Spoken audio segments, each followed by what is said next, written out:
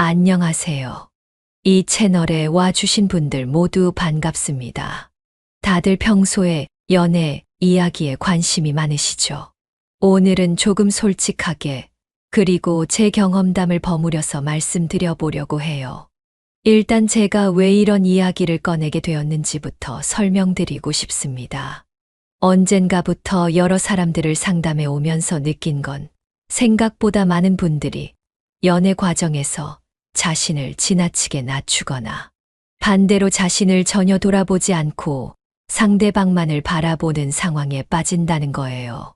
마치 끝없이 상대를 기쁘게 해주고 싶어 안달이 난 듯이 행동하다가 결국에는 자신이 감당 못할 상처를 입곤 하더라고요. 저도 예전에 그런 일이 있었어요. 누군가를 진심으로 좋아하면 이 사람이 무슨 말을 하든 다 들어주고 싶고 어떤 부탁을 하든 기쁘게 들어주고 싶잖아요. 그러다가 나중에는 상대방이 조금 무심하게 굴어도 내가 더 열심히 해주면 다시 웃어주겠지 하고 맹목적으로 매달리게 되죠. 그런데 바로 이 지점이 위험한 것 같아요. 물론 노력하는 태도 자체가 나쁘다는 건 아니에요. 서로를 아끼고 사랑한다면 당연히 노력해야겠죠. 하지만 자신을 통째로 내던지면서까지 상대에게 모든 걸 쏟아붓는 순간 오히려 그 애틋함이 상대에게는 당연하게 느껴지고 결국에는 그 소중함이 희미해질 수 있다는 거예요. 그래서 제가 강조하고 싶은 건 연애에서 절대 넘겨주면 안 되는 것들이 있다는 겁니다. 이를테면 저 스스로 말하는 첫 번째는 내가 너무 만만한 사람이 되어서는 안 된다는 점이에요. 만약 내가 상대방을 좋아해서 혹은 사랑해서 온갖 어려움을 대신 짊어지고 스스로를 잃어버린 채 오직 상대방의 필요만을 채워주는데 급급하다 보면 그 관계는 점점 기울게 마련이에요. 제 주변 친구들 사례를 들어봐도 처음에는 작은 부탁, 작은 문제였는데 어느 순간부터 상대가 당연히 여겨버리고 더 큰 기대를 품고 그걸 들어주지 않으면 화를 내거나 실망감을 표출하곤 하더라고요. 그러면 그 작은 균열이 커져서 나중에는 돌이키기 어려운 상황까지 가기도 해요. 제 친구 중 한 명이 있었는데 이 친구는 굉장히 자상하고 배려심이 깊었어요. 처음에는 여자친구가 이 친구의 이런 모습을 정말 좋아했습니다. 그런데 시간이 지날수록 그 자상함이 너무나도 예상 가능해지니 오히려 매력이 없다고 느꼈는지 그 친구가 조금만 뭘 못해줘도 화를 내고 삐지고 어떤 날은 이유도 없이 전화기를 꺼버리더라고요. 그런데 그 친구는 저한테 와서 자꾸 물었어요. 내가 뭘 잘못했길래 이렇게 화를 내는 걸까? 내가 더 잘해주면 나아지지 않을까? 이런 식으로 말이죠. 저는 그 얘기를 들으면서 너 정말 많이 참았구나. 내가 너무 잘해주다 보니까 그게 당연하다고 생각하는 것 아닐까? 차라리 내가 조금 어려워 보였으면 어떨까 하고 조언을 했어요. 이게 바로 핵심이죠. 너무 순순히 모든 걸 내어주면 상대방 입장에서 그걸 당연하게 여길 가능성이 커진다는 거예요. 그래서 첫 번째로 말씀드리는 건 하나부터 10까지 다 제공하지는 말자는 점입니다. 조금은 나 자신도 소중하다는 걸 보여줄 필요가 있어요. 적당히 거리를 둘 필요도 있고, 때로는 난 이렇게 생각해 하고 자신의 주장을 말할 줄도 알아야 해요. 그래야 상대가 내 가치를 인식하게 되고 그 관계에 적절한 긴장감이 형성되거든요. 두 번째로 절대 넘겨주면 안 된다고 생각하는 건 내 치명적인 약점이에요. 물론 연인 사이에 비밀이 없어야 하고 서로를 온전히 이해하기 위해서는 어느 정도 솔직해야겠죠. 그렇지만 모든 걸 깡그리 꺼내놓으면 상대는 그걸 이용하기도 쉽고 내가 더 이상 감출 게 없다는 점을 알게 될 때마다 점점 흥미를 잃을 수도 있어요. 사소하게 보일 수 있지만 예를 들어 내가 예전에 크게 상처받았던 경험이 있다고 칩시다. 그 이야기를 너무 자주, 너무 구체적으로 해버리면 만약에 상대가 무의식 중에라도 그 부분을 자극하는 말이나 행동을 하게 될 때 내가 엄청난 고통을 느끼게 되잖아요. 나에게 그 일이 굉장히 중요하고 아픈 기억임을 알면서도 상대가 심리적으로 우위를 잡을 수 있다는 뜻이에요. 이건 전혀 음모론이나 상대방을 의심하라는 게 아니에요. 그냥 감정의 작동 원리를 이야기하는 거예요. 사랑을 하다 보면 한쪽이 전부를 보여주고 온 마음을 다 쏟았을 때 다른 한쪽이 그 마음을 충분히 받기만 하면 되는 상황이 될 수 있거든요. 그럼 당연히 노력의 균형이 깨져버리고 결국에는 한쪽만 지쳐버립니다.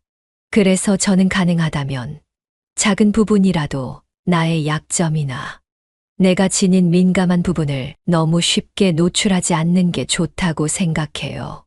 물론 언젠가 서로 진정으로 믿고 의지할 수 있는 사이가 된다면 조심스럽게 공유할 수도 있겠죠. 그런데 그 시점은 분명 고민과 신중함을 거쳐 결정해도 늦지 않아요. 세 번째, 절대로 넘겨주면 안 된다고 믿는 건 내 모든 감정과 시간의 주도권이에요. 사랑하는 마음이 생기면 누구나 상대가 내 전부가 된 듯한 기분을 느끼기도 해요.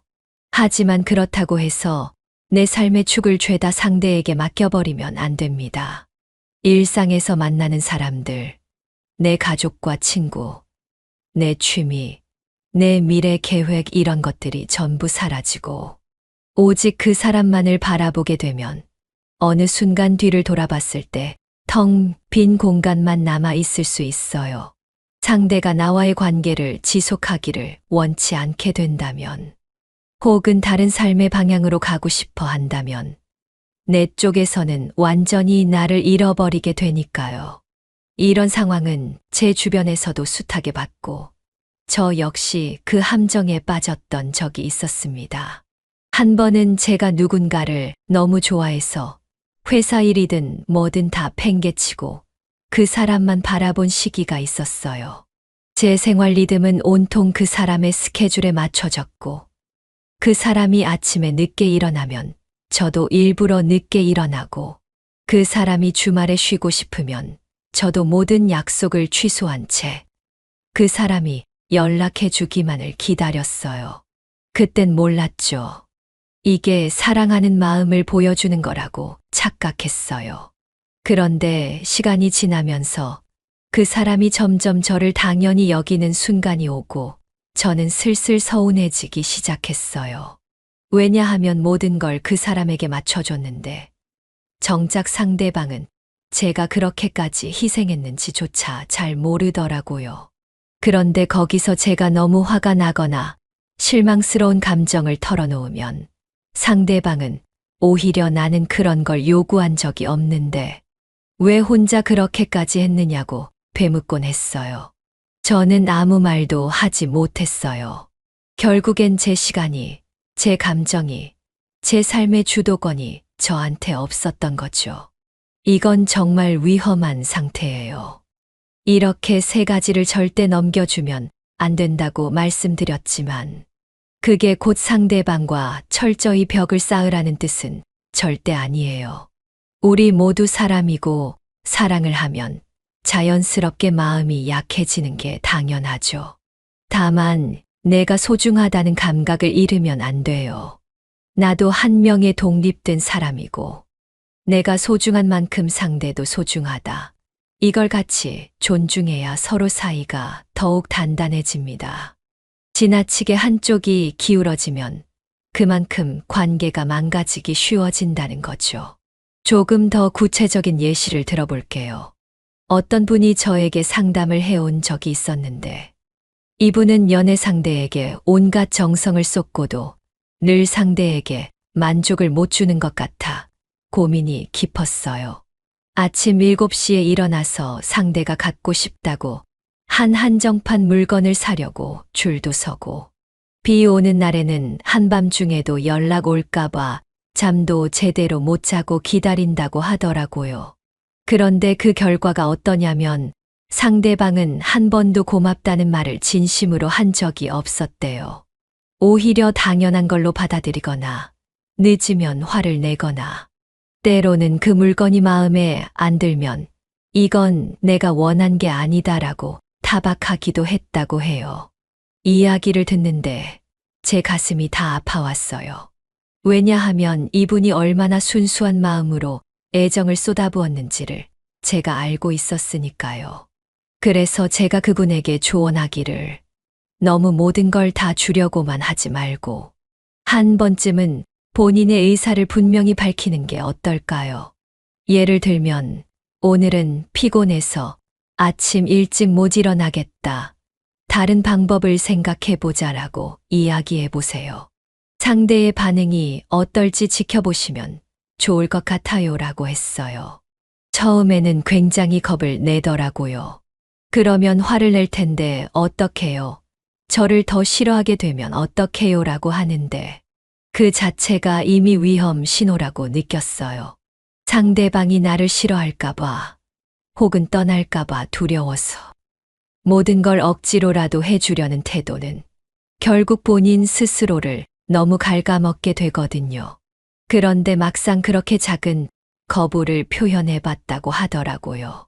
처음에는 상대방이 약간 어리둥절해 하면서 왜 갑자기 그러냐고 물었다는데 그때 이분이 자신이 얼마나 피곤한지 그리고 적절한 배려가 필요하다고 솔직하게 이야기해 봤대요. 그러니까 상대가 처음에는 삐치고 화를 낼 듯 하더니 결국 며칠 뒤에는 좀 더 이해를 하려고 노력하더랍니다. 이게 바로 관계를 조금씩 재정비해가는 과정이라고 생각해요. 너무 한쪽에 치우쳤던 관계 균형이 조금은 정돈되는 순간일 수 있죠. 이렇게 말하면 혹시나 오해가 생길까봐 말씀드리자면 전혀 상대를 괴롭히고 힘들게 해서 내 가치를 높이라고 말씀드리는 게 아니에요. 다만 내가 나의 가치를 존중해야 상대도 그 가치를 인식하게 된다는 거예요. 그리고 때로는 어렵더라도 거부해야 할 건 거부하고 싫다고 말해야 할 때 싫다고 말해야 해요. 그것이 결국 서로를 위해서도 좋은 길이 됩니다. 어떤 분들은 이렇게 말할 수 있죠. 나는 원래부터 평화주의적이고 갈등을 싫어해서 상대방이 원하는 건 다 들어주는 게 편해요라고. 그런데 문제는 그렇게 하다 보면 어느 순간엔 내가 정말 중요한 문제에서도 맞서지 못하고 넘어가게 된다는 거예요. 그리고 그게 누적되다가 결국 큰 파탄으로 이어지는 경우가 무척 많아요. 오히려 작은 갈등, 작은 충돌을 통해 서로의 생각을 조율하고 상대의 가치를 재발견하는 기회를 얻는 편이 훨씬 건강하다는 거죠. 또 다른 사례로 제 또 다른 친구는 연애를 할 때마다 전적으로 상대에게 모든 것을 내주는 습관이 있었습니다. 시간이 조금 지나면 그 상대방이 그 친구를 함부로 대하기 시작했어요. 그 친구는 늘 눈치 보고 상대 기분에 맞추느라 자기 취미 생활도 다 포기했는데 어느 날 문득 보니 인생에서 즐거운 게 하나도 없어진 거예요. 심지어 주변 친구들하고 연락조차 끊어버렸고 오직 그 연인에게 매달려 살았다는 걸 깨닫고 나니 자기가 너무 허무하고 초라하게 느껴진다고 호소했어요. 결국 그 친구는 눈물로 밤을 새워 지새우다가 뒤늦게야 더 이상 이렇게 살 수 없다면서 결단을 내렸죠. 하지만 이미 상대와의 관계는 돌이킬 수 없을 만큼 삐걱거려 있었고 결국 이별을 맞이하게 됐어요. 그 과정에서 참 많은 눈물을 흘리고 후회도 했지만 결과적으로 나중에는 더 단단한 사람으로 거듭나게 되더라고요. 제가 말씀드리고 싶은 건 이런 시행착오를 겪기 전에 조금만 더 일찍 깨달을 수 있다면 얼마나 좋을까 하는 거예요. 사랑에 빠지면 때때로 이성이 흐려지기 마련이지만 그럴수록 나 자신을 지켜야 합니다. 그래야 연애가 오래가고 더 성숙하게 발전할 수 있어요. 너무 어렵게 굴면 상대가 떠나지 않을까요라고 물을 수 있어요. 그런데 진정한 사랑이라면 조금 어렵게 느껴져도 함께 해결책을 찾으려 노력하지 않을까요? 오히려 너무 쉽게 다 맞춰주는 관계에서는 그 소중함과 설렘이 반감되고 결코 오래가지 못하는 경우가 많습니다. 오늘 이야기의 핵심을 다시 정리해보면, 첫째로 상대가 무언가를 요구할 때마다 내가 무조건 받아주기만 하면 안 된다는 거예요. 둘째로 나의 약점을 너무 쉽게 노출하면 그게 나를 더 깊이 다치게 만들 위험이 있다는 거고요. 마지막으로 내 삶의 주도권을 통째로 내주면 결국 나만 남는다는 거예요. 저는 이 세 가지를 꼭 명심하셨으면 좋겠어요. 왜냐하면 연애는 서로가 독립적인 존재로서 존중해주는 관계일 때 더 건강하고 오래가기 마련이니까요. 제 개인적인 경험으로는 한때 모든 걸 맞춰주기만 했던 시절이 있었습니다. 제 마음속에서는 이렇게 하면 상대가 날 더 사랑해주겠지라는 기대가 있었지만 현실은 그렇지 않았죠. 점점 당연하게 여기고 제 작은 실수에 더 크게 화를 내고 심지어 제게 의무감을 강요하듯 대하는 일이 늘어났어요. 그럴수록 저는 왜 이렇게 되었을까 하는 자괴감에 빠지곤 했죠. 하지만 지금은 압니다. 문제는 제가 먼저 선을 그어야 할 부분을 분명히 하지 않았기 때문이라는 걸요. 물론 이 이야기가 정답이라는 건 아니에요. 세상에 정답이 어딨어요. 모든 사람마다 사랑의 방식은 다 다르고 상황도 제각각이죠. 다만 한 가지 확실한 건 나 자신을 사랑하는 마음을 놓으면 안 된다는 거예요. 나 자신을 잃어버린 상태에서는 그 누구와도 제대로 된 관계를 이어가기 어려울 거예요. 스스로를 소중히 대해야 다른 이도 그렇게 대해줄 가능성이 커집니다. 여기까지 제 이야기를 들어주셔서 정말 감사해요. 혹시 이 중에 궁금한 점이나 나는 이런 상황에서는 어떻게 하는 게 좋을까요? 같은 질문이 있으시면 마음껏 남겨주세요. 저도 최대한 제 경험과 생각을 바탕으로 함께 나누고 싶습니다. 그리고 혹시 지금 이런 고민을 하고 있다면 조급하게 결론을 내리지 말고 천천히 자신을 돌보는 시간을 가져보시기를 권하고 싶어요. 나에게 주어진 에너지를 온전히 상대에게만 쏟기 전에 그 에너지를 조금은 나 스스로를 위해 써보는 거예요. 명상도 해보고 산책도 해보고 좋아하는 음악도 들어보면서 내 마음이 어떻게 반응하는지 살펴보는 거죠.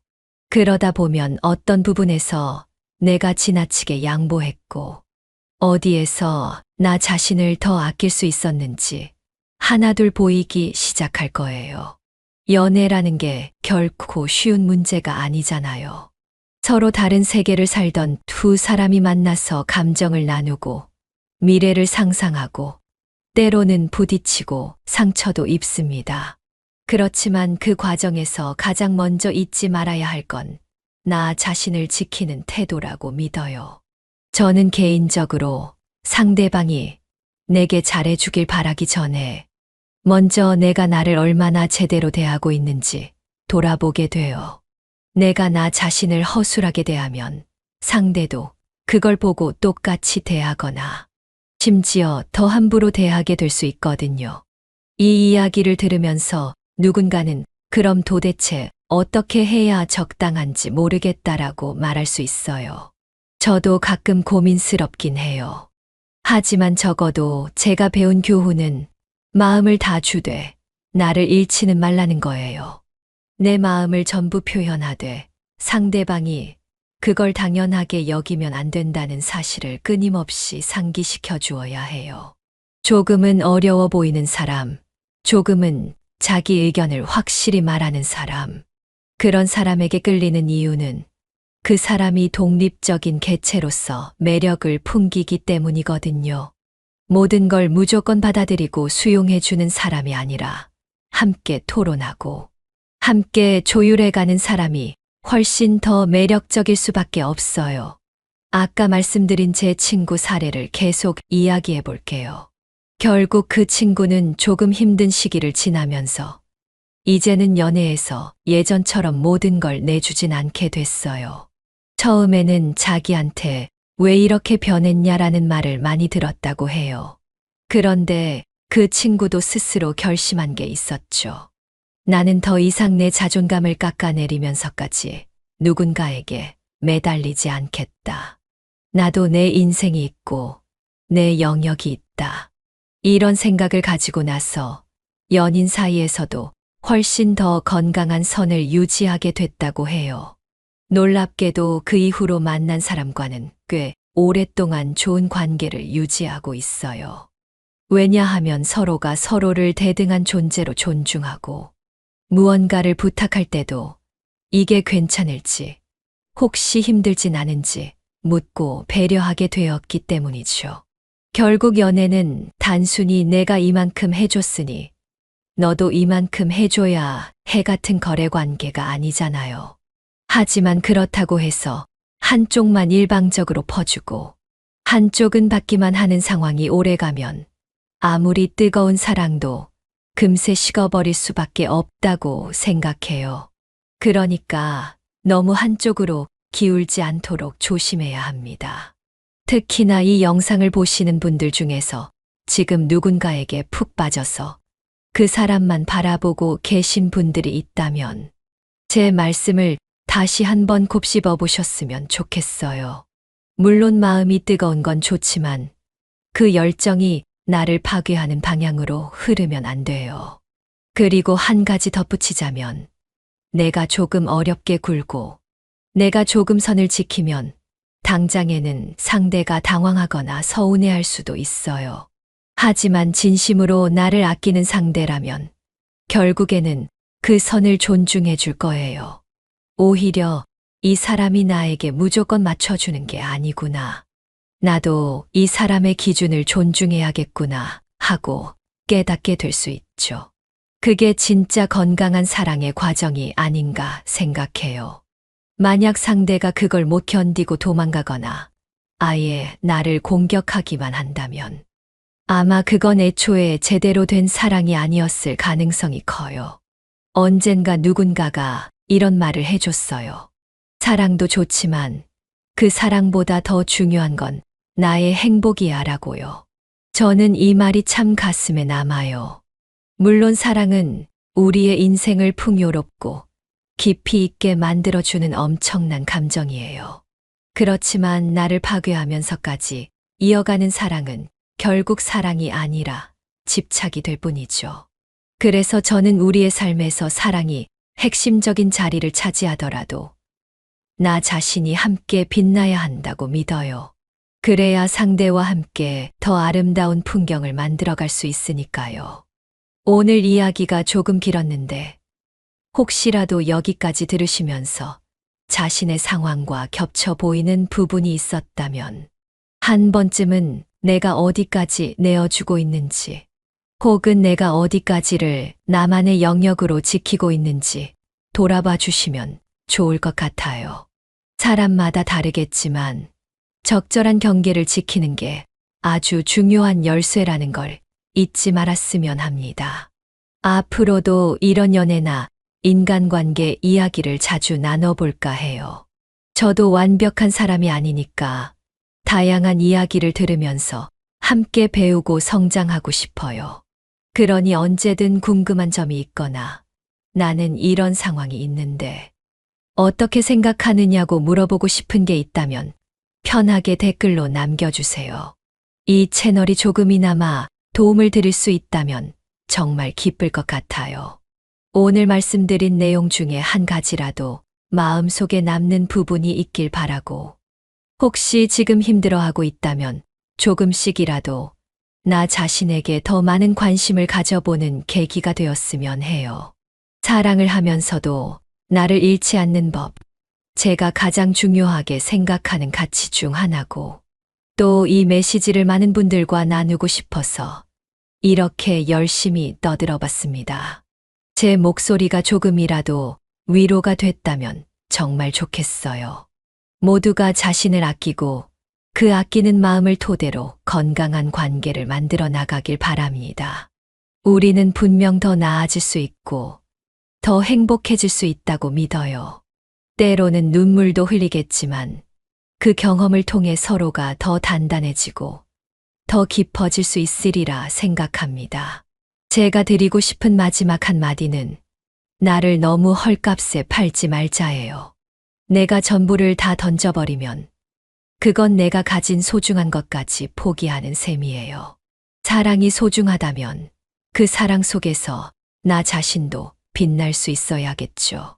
그래야 오랫동안 함께할 수 있는 관계를 만들어갈 수 있으니까요. 이제는 말 그대로 제 경험과 생각을 다 털어놨는데 혹시 다른 의견이나 제 경험과는 다른 이야기가 있으시면 저도 듣고 싶습니다. 언제든 자유롭게 나눠주세요. 그럼 저는 또 다음 시간에 더 진솔하고 재미있는 이야기로 돌아올게요. 끝까지 함께해 주신 분들 모두 감사합니다. 그리고 잊지 마세요. 당신이 진짜 소중하다는 걸요. 꼭 그 사실을 기억하시길 바라며 오늘은 여기서 인사드리겠습니다. 다음에 또 만나요. 그런데 말이죠.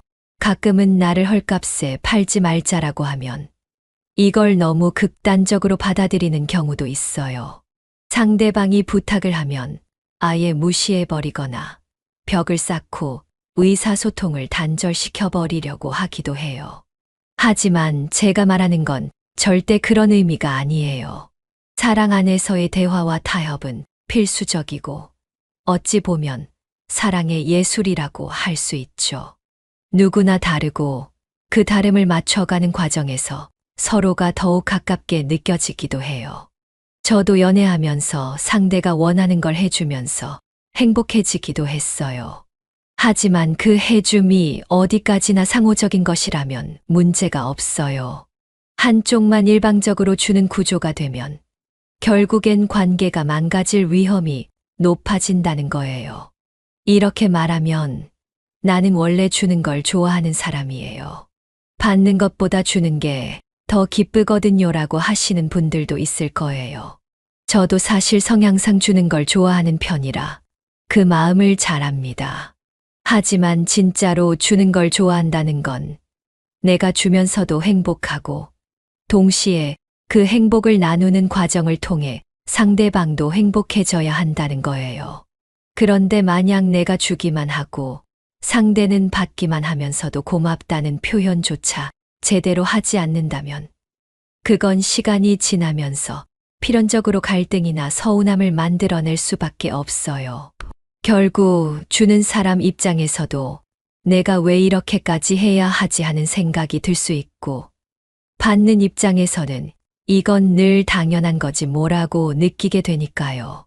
그래서 저와 이야기를 나눈 어떤 분은 직접적으로 너무 착하면 연애 못한다라는 표현을 썼어요. 물론 제 생각에 착하다는 게 문제가 되지는 않아요. 다만 중요한 건 자기 주체성을 유지할 수 있느냐 없느냐예요. 언제나 나의 의지로 뭔가를 주는 거라면 크게 문제될 게 없겠지만 그게 아니라 상대에게 밉보이지 않으려고 상대가 날 떠나지 않을까 두려워서 혹은 이 관계가 무너질까 봐라는 불안감으로 억지로 주는 거라면 그건 이미 건강하지 못한 형태가 된다는 거죠. 그런 상황이 반복되면 결국 내 마음이 망가집니다.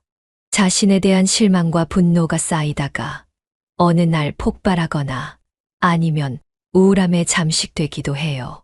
또 어떤 분은 이렇게 말하기도 해요. 사랑이니까 희생하는 거 아니에요.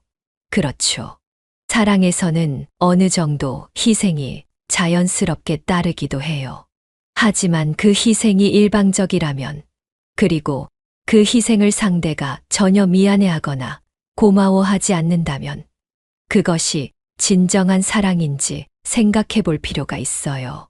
제 경험으로는 정말 상대방이 나를 사랑한다면 내가 희생하는 그 순간을 그냥 방치하지 않더라고요. 오히려 미안해하고 고마워하고 그만큼 나에게도 보답하려고 애쓰는 모습을 보였어요. 이게 단지 물질적인 보답이나 그런 문제는 아니에요. 마음을 담아 그 사랑을 같이 꾸려나가려는 의지를 보여준다는 거죠. 그리고 우리가 늘 기억해야 할 건 연애는 무언가를 꾸준히 주고받으면서 함께 성장하는 과정이라는 사실이에요.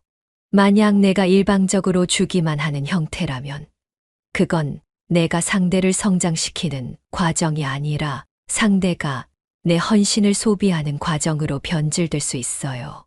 누군가는 그게 편해서 그냥 받아들이겠지만 결국 그런 식의 관계는 오래가기 어렵더라고요. 언젠가 한쪽이 지치거나 상대방이 새로운 자극을 찾아 떠나게 되거나 혹은 더 이상 그 헌신이 만족스럽지 않다고 느끼게 될 때 크게 틀어지기도 합니다. 그래서 저는 모든 분들께 말씀드리고 싶어요. 자신을 소중히 대하고 자신의 한계와 경계를 존중하세요. 연인이 아무리 좋고 사랑이 아무리 커도 나라는 존재가 완전히 무너지는 걸 허용하지 마세요. 조금은 나를 지켜야지라는 마음이 없다면 결국엔 사랑도 잃고 나 자신도 잃을 수 있어요. 제가 본 경우에선 이런 식으로 자신을 다 내어주던 분이 결국 완전히 혼자가 되었을 때 잃어버린 게 너무 많아서 회복하기가 힘든 모습을 자주 봤어요. 삶의 기반도 인간관계도 자기 자신에 대한 존중도 모두 사라져버린 상태가 되니까요. 물론 사랑은 때로 모험이고 때로 용기가 필요한 행위예요. 서로에게 마음을 열어야 하고 그 과정에서 상처도 피할 수 없을지 몰라요. 하지만 그렇다고 해서 내 전부를 당연하다는 듯 내던지라는 의미는 아니에요. 적정선을 유지하고 내가 줄 수 있는 만큼을 주되 그에 대한 반응을 살펴보는 게 중요해요.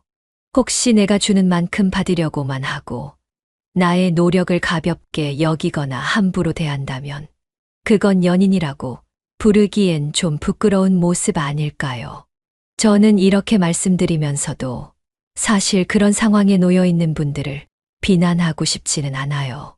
저도 똑같이 겪어봤고 누구나 사랑에 빠지면 자기도 모르게 맹목적이 되기 쉽거든요. 다만 이 영상을 보고 계시는 분들이라면 조금 더 빨리 깨닫고 조금 더 건강하게 관계를 이끌어가길 바라는 마음이 있어요. 지금은 정말 상대가 전부일 것 같지만 나중에 돌아보면 내가 더 소중히 해야 할 것들이 분명히 많았다는 걸 알게 될 수도 있어요. 사랑이 끝나면 결국 남는 건 나 자신밖에 없다는 사실을 잊지 마세요. 마지막으로 한 가지 에피소드를 덧붙이고 싶어요. 이전에 제가 한참 고민을 많이 하고 있을 때 어떤 분이 제게 연애를 잘하고 싶다면 먼저 내 자신에게 든든한 우군이 되어라라고 조언해 주셨어요. 그 말이 처음에는 잘 안 와닿았어요. 하지만 시간이 흐르고 여러 경험을 해보니 그 말이 정말 맞더라고요. 내 마음이 튼튼해야 상대방의 마음도 이해할 수 있고 내 마음이 단단해야 내 사랑도 지키고 상대의 사랑도 존중할 수 있으니까요. 결국 스스로를 망가뜨리면서 하는 사랑은 결코 오래가지 못하다는 걸 깨달았죠. 바라건대 이 이야기를 들으시는 분들도 자신을 든든히 세워두셨으면 좋겠어요. 내 감정이 흔들려도 내가 내 편이 되어주면 이겨낼 수 있거든요.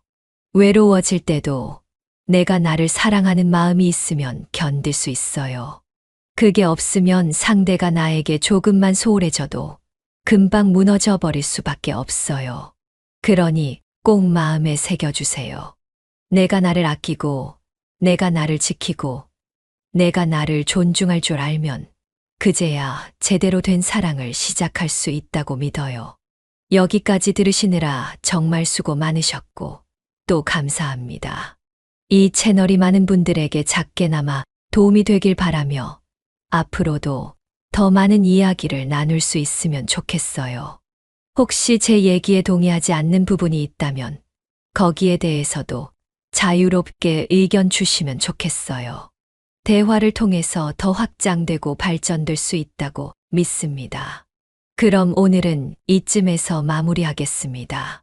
지금 이 순간에도 많은 분들이 연애로 울고 웃고 계실 텐데 너무 힘들어하지 마시고 자신을 먼저 돌보는 연습부터 시작해 보시면 어떨까요? 사랑이라는 건 나와 상대 모두가 행복해지는 방향으로 흘러야 하니까요. 다음에 또 좋은 이야기로 찾아뵐게요. 다들 건강하시고 마음만은 언제나 따뜻하시길 바랍니다. 사실 저도 예전에 한참 사랑에 빠져 있을 때 이른바 연애 조언 비슷한 걸 찾아보면 늘 적절한 거리감이라는 말이 나오곤 했어요. 그 말을 들을 때마다 사랑하는 사이인데 무슨 거리감이냐는 생각도 했었죠. 하지만 지나고 나서야 깨달았어요. 그 거리감이란 건 상대를 밀어내거나 소홀히 대하라는 뜻이 아니라 내가 나로서 서 있을 수 있는 최소한의 공간을 말하는 거라고요. 그 공간이 있어야 숨통이 트이고 그 공간이 있어야 서로가 서로를 더 정확히 볼 수 있는 거예요. 만약 나의 모든 것, 심지어 나 자신을 지탱하는 자존감까지도 상대에게 전부 기대어 버리면 상대가 한 발 물러서는 순간 나는 기댈 곳을 잃어버리게 됩니다. 그러면 흔들리고 무너지는 건 순식간이에요. 그래서 결국 내가 서 있을 수 있는 안전지대를 꼭 마련해야 해요. 이건 절대로 이기적이라는 뜻이 아니에요.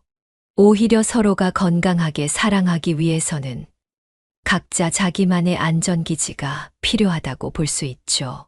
지금 이 순간에도 어떤 분은 아마 상대가 무심하게 대하는 것 같아서 속상해하고 계실지도 몰라요. 혹은 내가 너무 매달리는 것 같아 자존심이 상하지만 그래도 잃기 싫어서 어쩔 줄 몰라 고민하는 분도 있을 거예요. 제 작은 바람이 있다면 이 이야기가 그분들에게 조금이나마 위로와 힌트가 되면 좋겠어요. 사랑은 가슴 뛰고 설레는 일이지만 동시에 나를 가꾸는 과정이기도 해요. 상대에 대한 노력과 함께 내 자신을 아끼는 마음도 절대 놓치지 않았으면 합니다. 이번에도 긴 이야기를 얘기해 볼까 합니다. 안녕하세요. 다들 편안히 지내고 계신지 궁금합니다. 오늘은 결혼과 출산에 관한 이야기를 나누어 보려 합니다. 요즘 결혼에 대해 부담을 느끼거나 아예 생각조차 꺼리는 분들이 많아지고 있습니다. 실제로 통계를 보면 결혼을 선택하는 사람이 전반적으로 줄고 있다고 하죠. 예전에 비하면 실감이 날 만큼 결혼식 자체가 드문 느낌도 있습니다. 저도 주변에서 예식장에 초대받는 횟수가 확연히 줄어든 것 같아요. 물론 요즘 세상에서는 결혼식 대신 소규모 모임이나 간단한 의식으로 대신하는 경우도 늘어나니 형식 자체가 달라진 것일 수도 있겠습니다. 하지만 전통적인 의미의 결혼을 선택하지 않는 경향 자체는 분명히 통계로 확인되고 있죠. 왜 이렇게 결혼이 어려워졌을까요? 모두가 공감하듯 경제적 문제는 엄청난 무게로 다가옵니다. 집값이 점점 치솟고 월세나 전세 같은 주거비용도 만만치 않습니다. 게다가 생활비까지 덩달아 올라가니 결혼을 계획하는 이들의 마음속 부담은 더욱 크게 다가올 수밖에 없습니다. 주변을 둘러보면 일단 결혼을 하려면 안정된 직장과 일정 수준의 저축이 필수라고 생각하기에 아직 준비가 덜 되었다고 느껴 결혼을 미루거나 아예 생각을 접는 경우를 종종 봅니다. 삶의 질을 유지하기조차 빠듯하다고 느끼는 순간 누군가와 가정을 이루는 일이 큰 도전처럼 여겨지는 것 같습니다.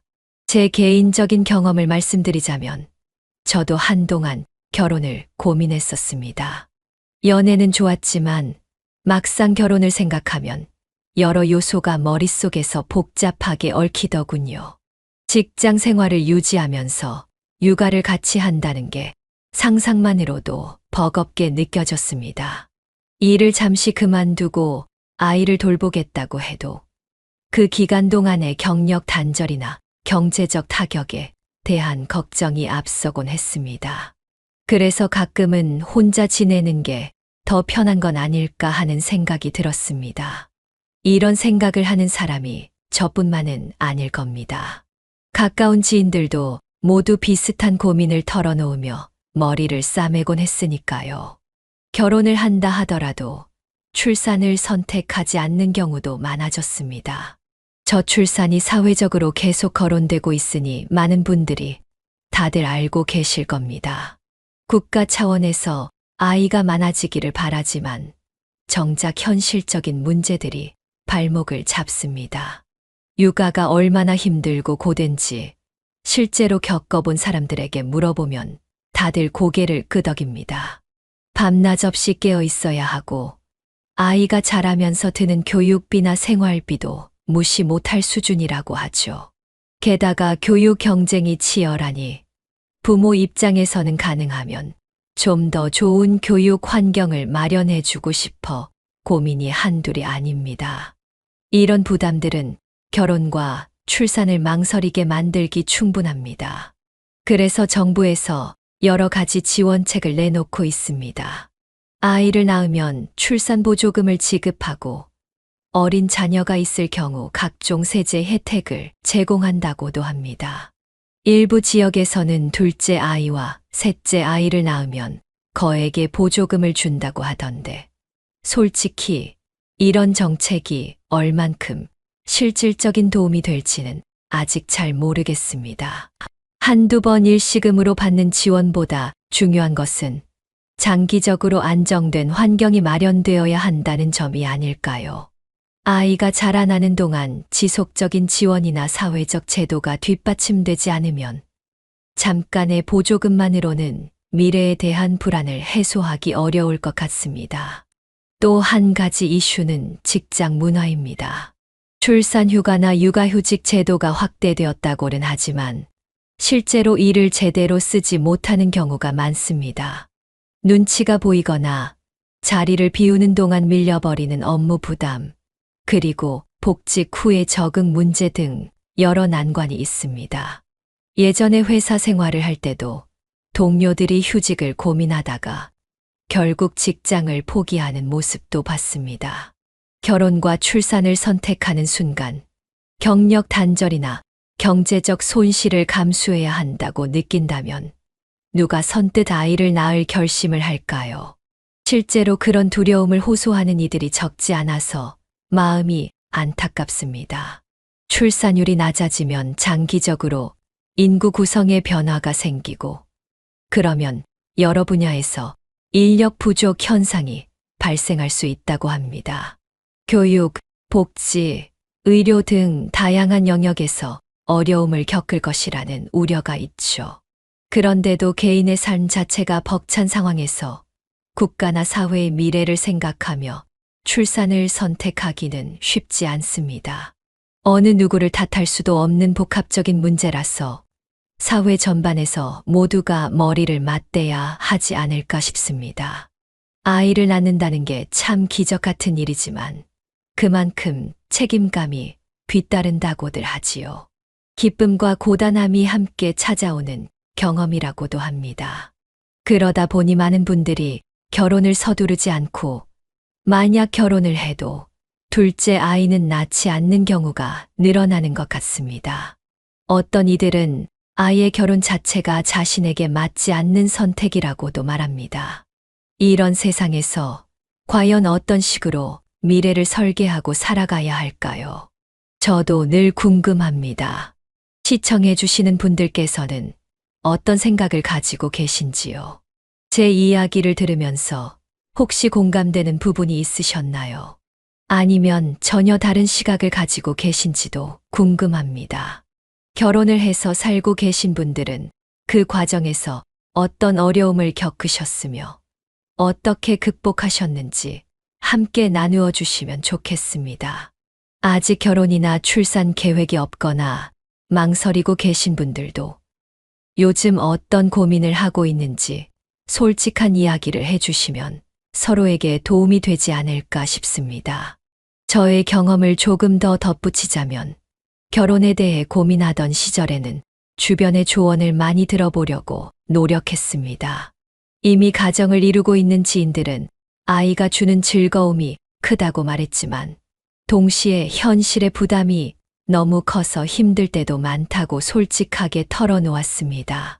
듣다 보면 희망적인 이야기와 현실적인 걱정이 교차해서 과연 지금 이 상황에서 어떤 선택이 옳은지 더욱 헷갈리기도 했습니다. 그래서 결혼과 출산이라는 인생의 중요한 문제를 결정하는 데에는 단순히 한두 가지 정보로는 부족하다는 걸 느꼈습니다. 각자 삶의 환경이 다르고 처한 상황이 다르기에 종합적인 판단과 준비가 필요하다는 생각이 들었습니다.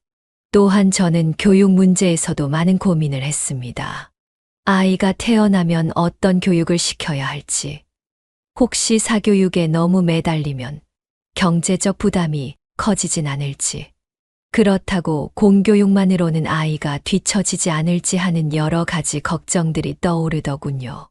주변 사람들에게도 물어보니 실제로 아이가 초등학교에 들어가기 전부터 여러 사교육을 시작하는 경우가 많았습니다. 그렇게 하지 않으면 뒤처진다고 생각하게 되니 서로 경쟁하듯 학원을 보내고 과외를 알아보는 분위기가 생기는 거죠. 부모 입장에서 아이를 위해 최선을 다하고 싶은 마음은 이해하지만 그 무게가 너무 커지니 결혼이나 출산을 꺼리는 결과로 이어지는 것 같습니다. 이렇게 이야기를 하다 보면 조금씩 마음이 무거워지기도 합니다. 그러나 저는 궁극적으로 결혼과 출산을 선택할 것인지 또는 하지 않을 것인지는 개인의 자유롭고 주체적인 결정이어야 한다고 생각합니다. 누가 억지로 강요해서 되는 일이 아니니까요. 삶에서 무엇을 중시하고 어떻게 행복을 추구할 것인지는 본인의 가치관과 상황에 따라 다를 테니까요. 다만 사회 전체가 이런 방향으로 흘러갈 때 우린 어떤 영향을 받게 될지 조금 더 넓게 생각해 볼 필요가 있지 않을까 싶습니다. 저출산 문제가 가속화되면 앞으로 직면하게 될 사회적 변화는 결코 작지 않을 거라고 합니다. 특히 인구 구조가 바뀌면 노동력 부족, 연금 제도 부담, 의료, 체계의 변동 등 복잡한 문제가 연쇄적으로 이어질 수 있다고 합니다. 그러나 개인 입장에서는 당장의 나 자신의 삶이 더 우선이다 보니 머리로는 알면서도 현실적으로 출산이 어려운 상황이 많습니다. 이 간극을 어떻게 메울 수 있을까요? 정부가 보조금이나 정책을 내놓는다 해도 사회 전반의 인식이나 구조가 바뀌지 않으면 쉽지 않을 것 같습니다. 이를테면 육아휴직을 눈치 보지 않고 쓸 수 있는 분위기가 확산되어야 하고 경력 단절을 최소화하기 위한 제도적 뒷받침이 필요합니다. 주택 문제도 시급하죠. 신혼부부가 적절한 주거 공간을 마련하기가 점점 힘들어지는 환경에서 아무리 출산 장려책을 내놓아도 체감이 되지 않을 것 같습니다. 또 맞벌이 부부가 아이를 돌볼 수 있도록 공공보육시설이나 돌봄 시스템이 확충되어야 하는 것도 필수적입니다. 여러 영역에서 동시에 개선이 이뤄져야 비로소 개인이 결혼과 출산을 긍정적으로 고민할 수 있을 것 같아요. 저는 한때 결혼을 포기할까 하는 생각을 진지하게 했던 시절도 있었습니다. 독신으로 살아가면서 자기 발전에 더 시간을 쏟고 자유롭게 취미 생활도 즐기고 여행도 다니며 사는 삶이 훨씬 낫지 않을까 고민했지요. 그런데 주변에서 결혼 생활을 즐기며 아이를 키우는 분들을 보면 분명 그 행복도 대단히 커 보였습니다. 물론 힘든 순간이 많지만 아이의 웃는 얼굴을 볼 때마다 피곤이 싹 가신다고도 하더군요. 그 말을 들으면 조금 부럽게 느껴지기도 했습니다. 결국 선택은 스스로가 하는 것이고 그 선택에 따른 책임과 보람을 온전히 감당해야 한다고 생각합니다. 결혼을 하지 않아도 괜찮고 자녀를 낳지 않아도 괜찮지만 만약 결혼을 하기로 하고 아이를 낳기로 결정했다면 그에 따른 여러 가지 준비와 마음가짐이 필요하겠지요. 누구에게도 쉬운 문제는 아니지만 함께 이야기 나누고 고민을 공유하다 보면 조금은 마음이 가벼워질 수도 있지 않을까요? 그래서 이렇게 이야기를 꺼내 보았습니다. 이 방송을 보고 계신 분들 중에는 이미 결혼 생활을 오랫동안 하신 분들도 계실 것이고, 이제 갓 결혼을 준비하는 분도 계실 것이며, 아직은 결혼이나 출산에 대해서 계획이 없는 분들도 계실 것입니다. 각각의 이야기가 다채롭게 모여서 서로에게 참고가 될 수 있다면 참 좋겠다는 바람이 있습니다. 우리는 모두 각자의 삶을 살아가지만 때로는 다른 사람의 이야기를 통해 통찰을 얻기도 하고 살아갈 방향을 재정비하기도 하니까요. 저도 채널을 운영하면서 댓글로 많은 이야기를 들었습니다. 경제적인 이유가 너무 커서 쉽게 결혼을 결심하지 못하는 분, 부모가 되기를 간절히 원하지만 건강 문제로 어려움을 겪는 분, 결혼을 했지만 여러 사정으로 아직 아이를 낳을 엄두를 못 내는 분 등등 다양한 사연이 있더군요. 그 사연들을 읽으면서 이 문제는 정말로 단순하지 않구나 하고 새삼 느꼈습니다. 눈으로 보는 통계보다 훨씬 복잡하고 감정적인 요소가 얽혀 있는 분야가 바로 결혼과 출산이라는 생각이 듭니다. 물론 예전 세대에 비해 지금 세대가 더 이기적이라는 지적도 있습니다. 개인의 만족이나 자유를 중시하는 풍조가 강해졌고, 그로 인해 결혼을 늦추거나 포기하는 경향이 있다고들 말합니다. 하지만 이는 다소 단편적인 분석일 수 있습니다. 현실적으로 예전과 달리 집값이나 교육비 같은 비용이 기하급수적으로 증가했기 때문에 사회적 압력이 훨씬 커진 것도 사실이잖아요. 그리고 여성의 사회 진출이 늘어나면서 자아 실현의 욕구가 커진 것도 자연스러운 흐름입니다. 이런 복합적인 변화 속에서 결혼과 출산이 망설여지는 것은 어찌 보면 당연한 일일 수 있습니다. 그렇다면 앞으로는 어떻게 될까요? 결혼과 출산 문화가 더욱 변화할 수도 있고, 반대로 국가적 사회적 지원이 대폭 강화되어 조금씩 상황이 나아질 수도 있습니다. 혹은 1인 가구가 늘어나면서 사회 시스템 자체가 바뀔 수도 있겠지요. 어느 방향이든 중요한 것은 개인의 행복과 사회의 지속 가능성이 양립할 수 있도록 균형 잡힌 논의와 정책이 필요하다는 점이라고 생각합니다. 누군가에게는 작은 지원책이지만 그 사람에게는 인생을 좌우할 만한 큰 도움이 될 수도 있습니다. 어떻게 보면 결혼을 하지 않기로 결정한 이들의 삶도 존중되어야 하고, 결혼을 결심했지만 자녀를 낳지 않는 선택 또한 존중받아야 합니다. 한편으로는 자녀를 여러 명 낳아 길러내는 분들에 대한 사회적 지원과 배려도 중요하겠지요. 개개인이 처한 상황과 가치관이 모두 다르니 어느 한쪽으로 몰아가는 식의 강제적 방침보다는 다양한 길이 공존할 수 있는 환경을 만들어야 하지 않을까요? 제가 가진 생각은 그렇습니다. 문득 제 처지연애 시절이 떠오릅니다. 그때는 상대방과 결혼까지 진지하게 생각해 본 적이 없었지만 막연히 미래를 꿈꾸는 설렘은 있었죠. 그러나 현실적인 문제를 구체적으로 인식하게 되면서부터 고민이 깊어졌습니다. 혹시 결혼 후에 경제적 압박으로 싸움이 잦아지지는 않을까? 직장 생활과 육아를 병행할 수 있을까 하는 불안들이 머릿속을 채웠습니다. 결국 그 연애는 여러 가지 이유로 끝났는데, 돌아보면 당시 저나 상대방이나 인생의 큰 전환점을 맞이할 준비가 부족했던 것 같습니다. 그 후로 시간이 흐르면서 어쩌면 결혼이라는 제도 자체가 우리에게 주어진 여러 선택지 중 하나일 뿐이라는 생각이 들었습니다. 반드시 거쳐야 할 필수 단계는 아니라는 의미입니다. 물론 전통적으로는 결혼을 권장하시고 자녀를 보며 사는 기쁨을 강조하셨지만 지금 시대에 살아가는 사람들에게는 다른 방식으로 삶을 구성하는 선택지도 많아졌죠. 그래서 요즘은 인생에서 결혼이 차지하는 의미가 다양해진 것 같습니다. 다만 한 가지 확실한 것은 결혼과 출산을 생각하는 시청자들께서는 이 문제를 스스로 충분히 고민해 보실 필요가 있다는 점입니다.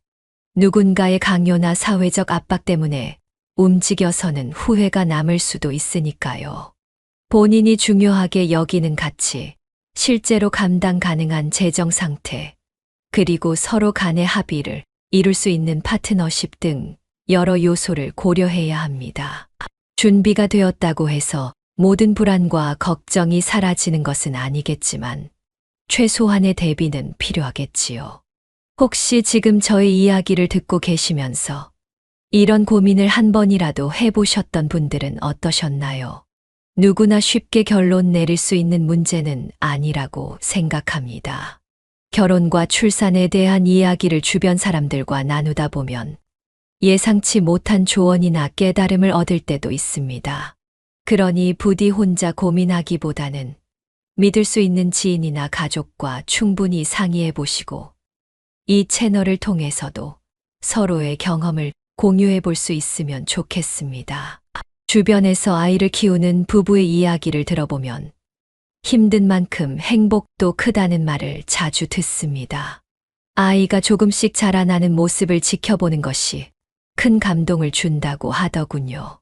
비록 매일같이 육아 스트레스와 집안일, 직장일로 정신이 없더라도 아이가 웃으며 달려와 안길 때면 모든 피로가 싹 풀린다는 이야기였습니다. 또 아이가 처음 말을 떼거나 걸음마를 시작하는 순간이 잊히지 않는 추억이 되어 어른이 된 후에도 함께 떠올릴 만한 아름다운 순간을 남긴다고도 합니다.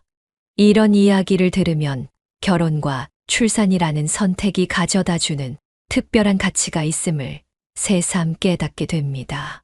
하지만 그 이면에는 누구도 대신해 줄 수 없는 어려움과 책임이 존재하기도 합니다. 가장 가까운 가족이라고 해도 육아의 고통을 나눠 갖는 데에는 한계가 있다고들 하지요. 그래서 서로에 대한 이해와 배려가 절실합니다. 아이 한 명을 키우는데 온 마을이 필요하다는 말처럼 결혼과 출산은 그저 둘만의 일이 아니라 넓은 사회적 지원과 관심이 요구됩니다. 그리고 그것이 제대로 작동하지 않을 때 결국 개인이 모든 부담을 떠안게 되니 쉽게 결단을 내리기 어려워지는 것이겠지요. 이렇듯 결혼과 출산은 정말 단순하지 않은 주제입니다. 경제, 교육, 복지, 문화 등 다양한 영역이 얽혀 있고 개인의 삶의 방식과 가치관까지 포괄되는 문제입니다. 그러니 어느 한쪽의 시각만으로 접근하기보다는 다양한 경험과 관점을 존중하며 지속적인 대화를 이어가야 하지 않을까 싶습니다. 혹시 여러분께서는 어떤 입장이신지 궁금합니다. 지금도 심각하게 결혼을 고민 중이신가요? 아니면 이미 결혼을 해서 아이를 낳으셨나요? 혹은 결혼 자체를 전혀 고려하고 있지 않으신가요? 어떤 경우든 솔직한 경험과 생각이 이 채널에서 함께 나눌 가치가 있다고 생각합니다. 여기까지 들어주셔서 감사합니다. 사실 이 이야기는 하루아침에 끝낼 수 있는 문제가 아니기에 앞으로도 종종 이와 관련된 주제를 꺼내보고 싶습니다. 혹시 결혼이나 출산에 관해 궁금한 점이나 서로 나누고 싶은 경험이 있다면 언제든 의견 주시면 좋겠습니다. 이곳에서는 부담 없이 자유롭게 자신의 이야기를 나누는 분위기를 만들고 싶습니다. 결혼을 통해 얻은 행복 또는 육아의 기쁨과 어려움 혹은 결혼하지 않고도 충분히 만족스러운 삶을 살고 계신 분들의 비결 등을 듣게 된다면 많은 시청자들께도 도움이 되리라 생각합니다. 혼자서는 막연하게 느껴졌던 문제도 다른 사람의 경험을 접하면 의외로 길이 보이기도 합니다. 이 채널을 통해 우리 모두 조금씩이라도 결혼과 출산이라는 주제를 깊이 이해하고 동시에 서로의 결정을 존중하며 자신만의 행복을 찾아가는 계기가 되길 바랍니다. 저는 이렇게 이야기를 나누는 것 자체가 의미 있는 첫걸음이라고 믿습니다. 앞으로도 많은 참여와 소통을 기대하겠습니다. 여기까지 제 생각과 경험을 들어주셔서 진심으로 감사드립니다. 여기서 이야기를 좀 더 이어가 볼까 합니다. 아직 결혼이나 출산을 망설이는 분들이 가장 자주 하는 고민 중 하나는 바로 안정감이라는 단어입니다. 단순히 정서적인 안정뿐 아니라 경제적 기반과 심리적 준비에 대한 안정까지 포함되지요. 누군가는 사랑만 있으면 된다고 말하지만 현대 사회에서는 어느 정도의 경제적 자립이 갖추어지지 않으면 함께 가정을 이루더라도 갈등이나 불안감이 생길 가능성이 높습니다. 그래서인지 결혼을 생각하는 이들에게는 직장 생활을 통해 충분한 저축을 먼저 마련해야 한다거나 주택을 마련해야 한다는 압박감이 크게 자리 잡습니다. 저도 과거에는 그랬습니다. 결혼을 결심하기 전에 반드시 집을 샀거나 적어도 전세라도 제대로 구해야 한다고 믿었습니다. 그러다 보니 돈을 모으느라 연애 자체를 즐길 틈이 거의 없었던 것 같아요. 주변에서도 비슷한 상황이 많았습니다. 서로가 좋아서 만나는데 곧 결혼 이야기가 나오면 돈 문제로 고민이 시작되니까 분위기가 무거워지고 결국에는 결혼을 미루는 결론에 이르게 되는 경우도 있었죠. 이러한 현실적인 부담이 우리의 연애와 결혼 풍경을 바꾸고 있습니다. 그런데 또 다른 시각에서 보면 결혼이 인생의 전부는 아니라고 생각하며 가볍게 연애를 즐기는 분들도 있습니다. 굳이 결혼이라는 틀에 자신을 가두고 싶지 않다고 하더군요. 그 자유로운 태도가 부럽게 느껴질 때도 있습니다. 책임과 의무가 뒤따르지 않으니 오로지 서로의 감정과 관계에 집중할 수 있다는 점이 매력적으로 보이기도 하지요. 하지만 이 또한 시간이 지나면서 가치관이 바뀔 수 있기 때문에 결국 사람마다 처한 상황과 마음가짐에 따라 선택이 달라지는 것 같습니다. 출산 문제로 넘어가면 고민이 더욱 깊어집니다.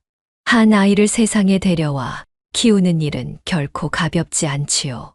혼자 살 때는 생각하지 않아도 되었던 문제들이 차고 넘칩니다. 아이의 건강, 교육, 안전, 정서 발달 등 모든 순간에 부모가 일정한 책임을 져야 하니까요. 어떤 이는 이런 과정을 통해 인간적으로 더 성숙해진다고 말하지만 그 과정이 결코 쉬운 것은 아니라는 점을 다들 잘 아실 겁니다. 육아로 밤잠을 설치면서 출근해야 하는 날에는 정말 온몸이 녹초가 되는 기분을 느끼기도 하고 아이가 아플 때면 불안감과 죄책감에 시달리기도 한다고들 합니다. 그렇기에 결혼과 출산을 선택하는 것이 과연 내 인생에서 옳은 결정일지 수많은 사람이 진지하게 고민하는 것이겠지요. 개인적으로 아이가 있는 삶을 상상해 보면 분명 행복한 순간이 많을 것 같다는 생각이 듭니다. 작은 손으로 내 손가락을 꼭 잡아줄 때, 이름을 부르며 달려와 안길 때, 서툴게 엄마 아빠를 불러줄 때, 그 모든 순간이 이루 말할 수 없는 감동을 줄 것 같아요. 그런데 동시에 그 아이의 미래를 책임져야 한다는 압박감도 엄청나겠다는 생각이 듭니다. 교육비 부담이 계속 커지고 사회가 점점 경쟁적으로 변해가는 흐름 속에서 내 아이가 무사히 잘 자라날 수 있을지, 그리고 그 아이에게 어떤 세상이 펼쳐질지 생각하면 마음이 복잡해집니다. 여기에 더해 요즘은 결혼 연령이 전반적으로 늦어지는 추세라 고령 출산에 대한 우려도 점점 커지고 있습니다. 나이가 들수록 임신이나 출산 과정에서 위험 부담이 커지기도 하고 육아 체력에도 영향을 미친다고 들었습니다. 그래서 주변에서는 가능하면 조금이라도 젊을 때 결혼해서 아이를 낳는 것이 좋다고 조언하기도 합니다. 하지만 정작 당사자는 아직 하고 싶은 일이 많거나 직장 생활에서 어느 정도 자리를 잡은 뒤에 결혼을 고려하고 싶어 하기도 합니다. 이렇게 마음과 현실의 간극이 클수록 결혼 시기도 늦어지고 그만큼 출산 계획도 뒤로 미뤄집니다. 어느 쪽이든 쉽지는 않은 노릇입니다. 이렇듯 결혼과 출산에 대한 고민은 시대적 배경과 맞물려 점점 복잡해지고 있습니다. 예전에는 결혼을 하지 않으면 이상하게 보는 사회 분위기가 있었다고들 하는데 요즘은 결혼하지 않는 삶도 하나의 선택지로 인정받는 분위기가 형성되고 있습니다. 그만큼 사회가 다양성을 받아들이고 있는 측면이 있기도 하지만 한편으로는 그 다양성이 만들어낸 책임과 고민이 개인에게 더 크게 다가오기도 하지요. 정부나 지방자치단체에서 내놓는 출산 장려책에 대해서는 어떠신가요? 솔직히 말해서 저는 이런 정책들이 성급하게 시행되는 듯한 인상을 받기도 합니다. 물론 둘째 아이 이상 출산 가정에게 목돈을 지원해주겠다는 발상 자체가 나쁘다고 볼 수는 없습니다. 하지만 아이를 키우는 일이 일시적인 보조금으로 커버될 수 있을 정도로 간단하지 않다는 것을 모두가 알고 있습니다. 일시금보다 더 중요한 것은 장기적인 지원, 즉 육아휴직 보장, 보육시설 확충, 양육에 대한 사회적 인프라 구축과 같은 근본적 변화라고 생각합니다. 이 부분이 부족하다면 아무리 많은 보조금을 준다고 해도 부모의 삶은 여전히 힘겹고 결혼과 출산을 꺼리는 흐름은 쉽사리 바뀌지 않을 겁니다. 그리고 저는 개인적으로 직장 문화에 대한 개선이 정말 중요하다고 느낍니다. 아이를 낳고 키우는 과정에서 부모가 자유롭게 휴직을 신청하거나 근무 시간을 조정할 수 있는 제도가 좀 더 폭넓게 마련되어야 하지 않을까요? 주변에서 보면 제도가 마련되어 있어도 실제로 그 제도를 활용하기가 어려운 경우가 많았습니다. 눈치가 보이거나 동료에게 업무 부담을 전가하게 될까봐 마음이 편치 않다는 이유로 쉽사리 육아휴직을 쓰지 못하는 상황도 있고 여성만 휴직을 쓰는 경우가 대다수라서 남성의 육아 참여가 어려워지는 경우도 있었습니다. 이런 문화가 바뀌지 않으면 아이를 낳아서 키우는 일이 곧 전적으로 한쪽 부모의 책임이 되어버리고 그 결과 경력 단절로 이어지게 됩니다. 이는 개인의 인생에도 사회 전체에도 큰 손실이라는 생각이 듭니다. 더 나아가서는 교육 제도의 개선도 필요해 보입니다. 경쟁이 치열한 환경에서 부모들은 아이가 뒤처지지 않도록 잔뜩 신경 쓰게 되는데 그 부담이 엄청나지 않나요? 사교육 시장이 커질수록 부모들의 지출이 늘고 그렇다고 사교육을 받지 않으면 뒤처질 것 같아 불안하니 악순환이 계속된다고 합니다. 이 부담을 덜어낼 수 있는 방안이 마련되어야 한다고 생각합니다. 교육비가 너무 많이 들면 아이를 낳아 기르는 일이 더 큰 두려움이 될 수밖에 없습니다. 사실 우리 사회는 높은 교육 열정과 성취를 통해 빠르게 발전해 왔다고도 하지만 그 이면에 출산율 저하라는 대가를 치르고 있는 것은 아닐까 하는 생각이 들기도 합니다. 모든 것을 다 가질 수는 없다는 말처럼 아이를 낳아 기르기 어려운 환경이 되어버린 지금의 현실은 어쩌면 우리가 스스로 만들어낸 결과일지도 모르겠죠. 그렇다고 해서 이를 되돌리는 일이 간단하지는 않겠지만 대화를 통해 조금씩 방향을 찾을 수 있지 않을까 기대해 봅니다. 여러분께서는 혹시 정부의 지원이나 직장 문화 개선 또는 교육 제도의 변화를 통해 결혼과 출산에 대한 인식이 달라질 것 같다고 생각하시나요? 아니면 이미 너무 늦었다고 보시나요? 저는 아직 완전히 늦었다고는 생각하지 않습니다. 누구든 간절한 바람이 있고 변화의 가능성을 열어둔다면 조금씩 나아질 수 있다고 믿습니다.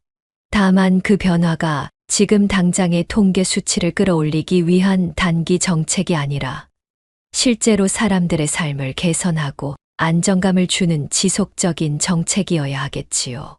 작은 변화라도 쌓이고 쌓이면 언젠가 결혼과 출산의 문턱이 지금보다 조금은 낮아질 것이라고 조심스럽게 믿어봅니다.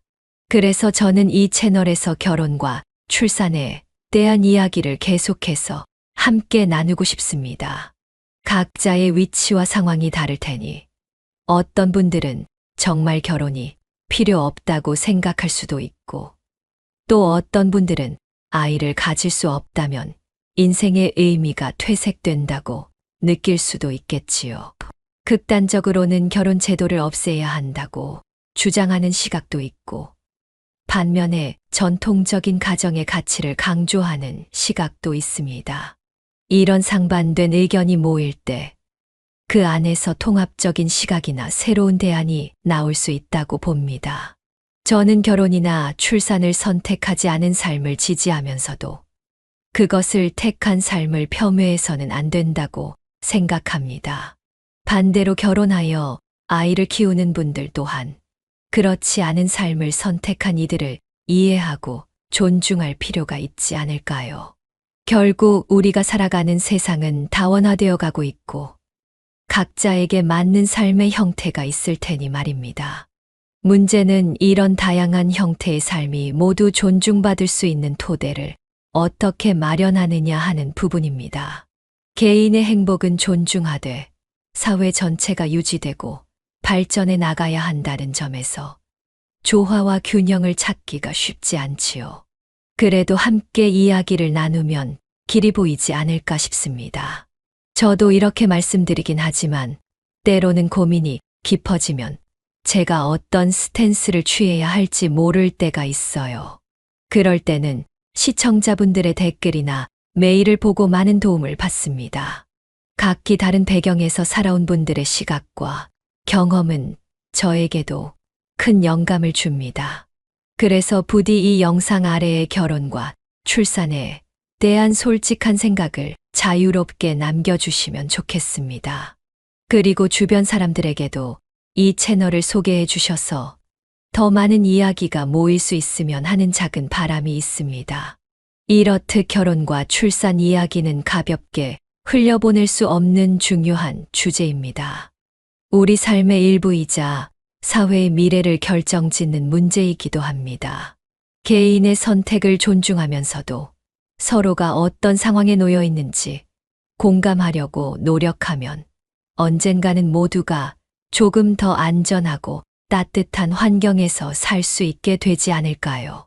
비록 해결해야 할 과제는 산더미처럼 많지만 한 걸음씩 나아가다 보면 무언가 달라질 거라 믿습니다. 저 또한 최선을 다해 시청자분들과 소통하며 유익한 이야기를 전해드릴 수 있도록 노력하겠습니다. 오늘도 긴 이야기 들어주셔서 감사드립니다. 몸은 멀리 떨어져 있어도 이런 채널을 통해 마음을 나누는 소통이 가능하다는 점이 참 소중하게 느껴집니다. 우리는 서로 다른 경험을 가지고 있지만 그 다름을 인정하고 존중하면서 더 풍요로운 대화를 이어갈 수 있을 거라 생각합니다. 앞으로도 결혼, 출산, 인간관계, 그리고 인생 전반에 걸친 다양한 주제를 다루면서 다 함께 성장해 나가고 싶습니다. 끝으로 한 가지 말씀드리고 싶은 것은 어떤 결정을 하든 스스로에게 솔직해지시라는 겁니다. 남들의 시선이나 사회적인 기준 때문에 억지로 결혼하거나 출산을 선택하는 건 후회가 남을 수 있다고 생각해요. 반대로 결혼과 출산을 원하지만 두려워서 포기하는 것도 마찬가지로 마음에 아쉬움을 남길 수 있지요. 그 균형점이 어디에 있는지는 개인마다 다를 테니 오랜 시간 고민하고 대화하면서 스스로에게 맞는 길을 찾아가시길 바랍니다. 그리고 그 길에 함께할 사람이 있다면 서로의 생각을 존중하며 한 걸음씩 나아가면 좋겠습니다. 제 이야기는 여기서 마치겠지만 결혼과 출산에 대한 고민은 계속되겠지요. 앞으로도 이런 주제들이 떠오를 때마다 함께 이야기 나눌 기회를 만들겠습니다. 언제든 궁금한 점이나 나누고 싶은 이야기가 생기면 편하게 말씀해 주세요. 이 채널이 많은 이들의 생각과 경험, 그리고 희망과 걱정을 함께 나눌 수 있는 따뜻한 공간이 되길 진심으로 바랍니다. 오늘도 시청해 주셔서 감사하고 늘 건강하고 행복하시길 바라겠습니다. 다음에 다시 뵙겠습니다. 그리고 잊지 말아야 할 점은 삶의 길에는 정답이 없다는 사실입니다. 누구도 결혼이나 출산 문제에서 완벽한 공식을 제시할 수는 없지요. 다만 각자의 위치에서 최선을 다해 고민하고 결정한다면 후회보다는 만족이 더 큰 인생을 만들어갈 수 있으리라 믿습니다. 항상 스스로를 믿고 소중한 관계를 지켜나가시길 응원합니다.